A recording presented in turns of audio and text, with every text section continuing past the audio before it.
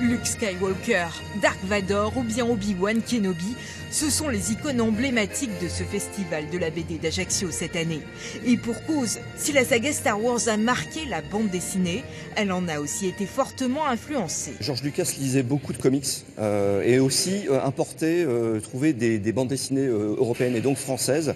Et donc il a des influences très comics, notamment les BD de Flash Gordon, qui étaient des références pour lui. Il connaît la bande dessinée des années 70-80 française et il a un peu puisé dedans quand même. Mais après, tout le monde a pillé Star Wars pour en refaire de la bande dessinée derrière. Autre univers, celui des légendes celtiques du dessinateur François Plisson. Depuis 14 ans, un fidèle du festival. Ce breton aime à croquer la mer, les druides et les korrigans, ces petits lutins farceurs.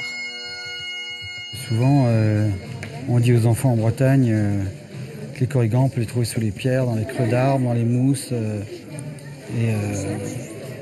Même gamins, on voit des fois en Bretagne des gamins en train de regarder entre les racines, voir si on peut voir une petite porte s'ouvrir avec une petite lampe et puis qu'il y a tout un univers dedans en fait.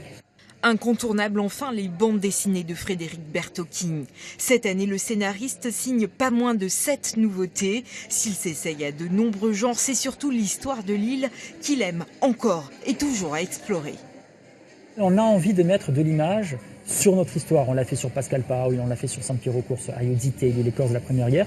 Et là maintenant, on va s'attaquer à des grands bandits, par exemple, comme Gallo. L'histoire de la Corse en bande dessinée avec des thématiques précises, déjà ça me plaît beaucoup moi parce que j'ai une formation d'historien, donc j'aime faire ça. Et en même temps, je m'aperçois qu'il y a une demande du public et des lecteurs. Ce week-end, si vous sortez de votre bulle, vous pourriez décidément bien en découvrir de nouvelles.